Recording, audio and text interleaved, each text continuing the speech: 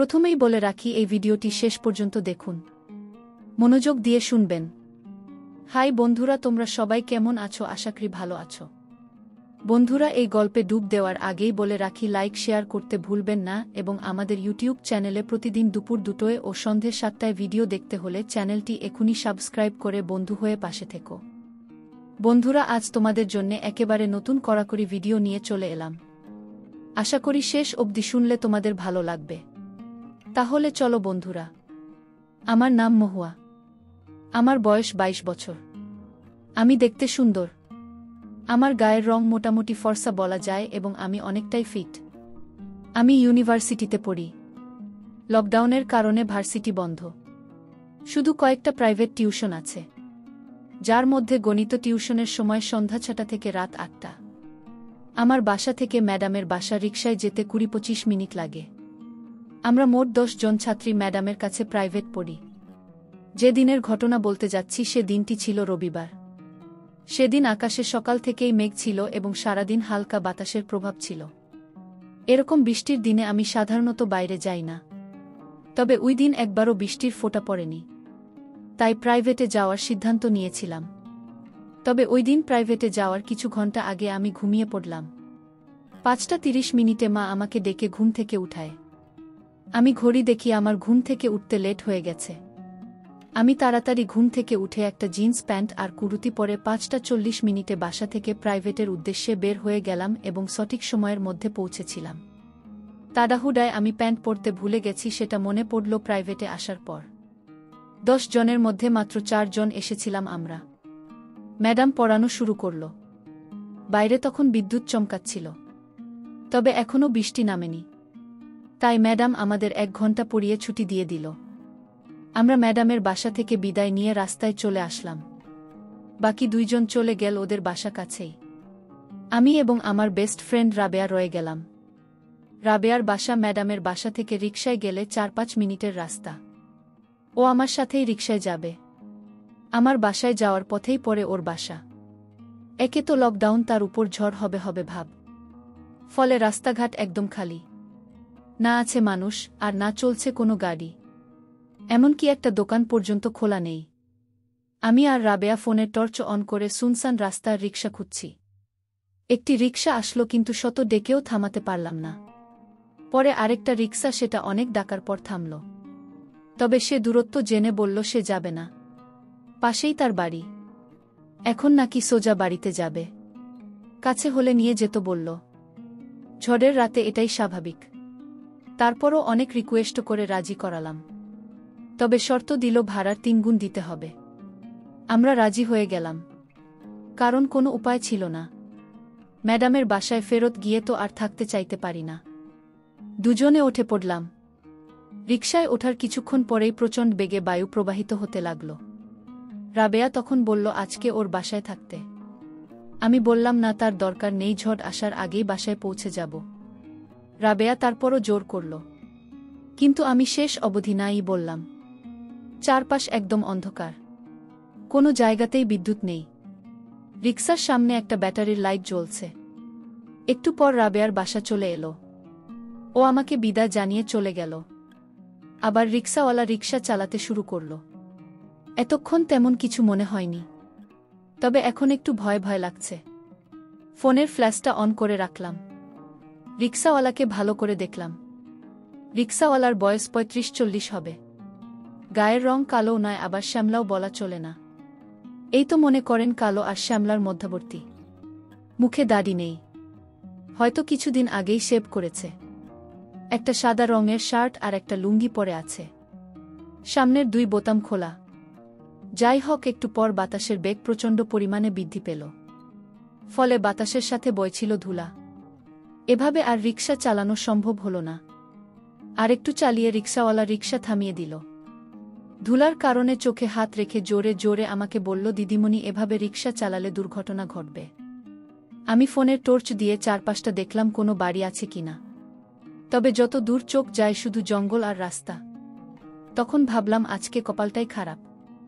তারপরও রিকশাওয়ালাকে বললাম, আরেকটু সামনে চলেন, দেখেন কোনো বাড়িঘর পান যদি। সে তাই করল। আরেকটু পথ চলার পর বৃষ্টি আস্তে আস্তে নামতে শুরু করেছে।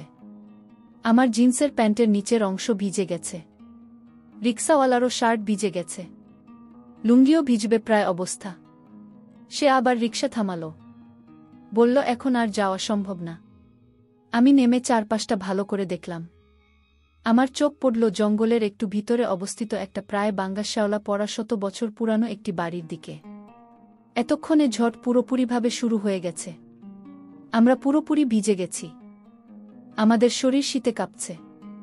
ফোনের আলো দেখতে পেলা আমার সুতি কুর্তি ভিজে আমার শরীরের সাথে একদম লেগে গেছে। আমি যথাসম্ভব চেষ্টা করলাম যেন আমার শরীরে লাইট না পড়ে।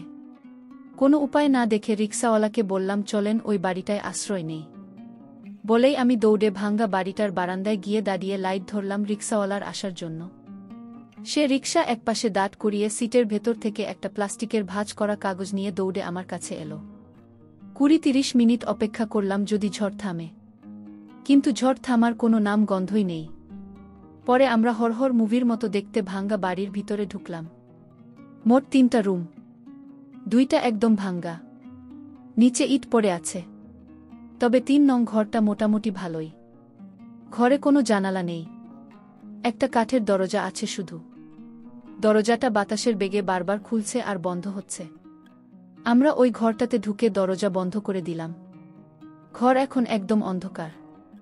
রিক্সাওয়ালা তার বাটন ফোনে লাইট অন করে ইট জট করে ইটের উপর রাখলেন। এখন হালকা হালকা দেখা যাচ্ছে। আমি লক্ষ্য করলাম রিক্সা চালক সুযোগ পেলেই উকি মেরে আমাকে দেখছে। কি আর করার, এ অবস্থায় এটা স্বাভাবিক। তাও ভালো লোকটা অন্য কিছু করছে না। সে পরে তার প্লাস্টিকের কাগজ মেঝেতে বিছিয়ে দিল। কাগজটায় মোটামুটি 2 জনে চাপাচাপি করে শুয়ে ঘুমানো যাবে। তখন আবার আমার মার কল আসলো। আমি ভয় পেয়ে গেলাম যে কি বলবো। এটা তো আর বলা যায় না যে একটা পুরানো ভাঙ্গা বাড়িতে একজন রিক্সা চালকের সাথে রাতে ঘুমাবো। তাই কল রিসিভ করে বললাম আমি রাবেয়ার বাড়িতে। এখানেই থাকব। এটা বলা ছাড়া আর কোনো উপায় ছিল না আমার। একটু পর রিক্সাওয়ালার বউ কল করল। সেও বাহানা করে বলল আজ আসতে পারবে না। এক বন্ধুর বাসায় ঝড়ে আটকে গেছে। কল কেটে আবার লাইট অন করে আগের জায়গায় ফোন রাখল। আমরা দুজনেই দাঁড়িয়ে শীতে কাঁপছি। একটু পর রিক্সাওয়ালা বলল দিদিমণি কিছু না মনে করলে আমি আমার কাপড় বদলে নিয়ে পুরো ভিজে গেছি। আমি একটি ভয় পেলেও পরিস্থিতির কথা বিবেচনা করে স্বীকৃতি দিলাম। স্বীকৃতি পাওয়ার সাথে সাথে সে শার্টটা ছেড়ে আর প্লাস্টিকের কাগজ দড়ির মতো করে ছিঁড়ে বেঁধে শার্ট শুকাতে দিল। রিক্সাওয়ালার শরীরে কোনো চর্বি নেই। কঠোর পরিশ্রম করা শক্তিশালী শ্রমিকদের মতো তার শরীর। পরে সে তার লুঙ্গি ছেড়ে ফেলল আর শুকাতে দিল। অন্ধকারে তেমন না দেখা গেলেও ফোনের আলোতে মোটামুটি দেখা যাচ্ছিল। আমি একটু দেখেই চোখ সরিয়ে নিলাম। সে হয়তো লক্ষ্য করেনি। খানিক পর সে আমাকে বলল দিদিমনি আপনিও কাপড় ছাইরা ফালান, নয়তো আপনার শীত কমব না আর আপনি অসুস্থ হয়ে পড়বেন। আমি ভেবে দেখলাম সে ঠিকই বলছে। আমি একে একে আমার সব ড্রেস খুলে ফেললাম। পরে প্যান্টও ছেড়ে শুকাতে দিলাম। লক্ষ্য করলাম রিক্সাওয়ালা এক নজরে আমার দিকে চেয়ে আছে। সে বুঝতে পেরে চোখ সরিয়ে নিল। পরে আমরা হালকা হালকা ভেজা শরীর নিয়ে প্রচণ্ড ঠান্ডায় শুতে গেলাম। দুজন দুপাশ হয়ে শুলাম। কাগজটা ছোট হওয়ায় দুজনের চাপাচাপি করে শুতে হলো। তাই আমি ভাবলাম আমি পাশ পরিবর্তন করি। আমি যখন পাশ পরিবর্তন করলাম রিক্সাওয়ালাও ঠিক তখন তার পাশ পরিবর্তন করল। হয়তো সেও আমার মতোই ভাবছিল। এখন আমরা একে অপরের মুখোমুখি হয়ে গেলাম। আমি তখন আবার তাকে বললাম আমি পাশ পরিবর্তন করছি, আপনিও করুন। এবার যা হলো তার জন্য আমি একদম প্রস্তুত ছিলাম না। এবার তার মুখ হালকাভাবে আমার কপালে চুম্বনের স্পর্শ দিল। আমি অবাক হয়ে ঘাট ঘুরিয়ে তার দিকে তাকালাম। সেও এগিয়ে এসে আমার দিকে একটু কাছে এসে বলল কিছু বলবেন দিদিমণি। সাথে সাথে আমাকে চুমু দিল। বাইরের তীব্র ঝড়ের আওয়াজে তেমন কিছুই শোনা গেল না। আমরা দুজনেই কিছুক্ষণ স্তব্ধ হয়ে গেলাম। তবে আমি খেয়াল করলাম এতে আমার শরীর কাঁপন হতে শুরু করেছে। তাই আমি কিছু বলতে গিয়েও কিছু বললাম না। আরেকটু পরে সে দিদিমণি ও দিদিমণি চুপ হয়ে গেলেন যে বলতে বলতে আরও কাছে আসলো। তারপর দুজনে সুখের জোয়ারে ভাসতে লাগল।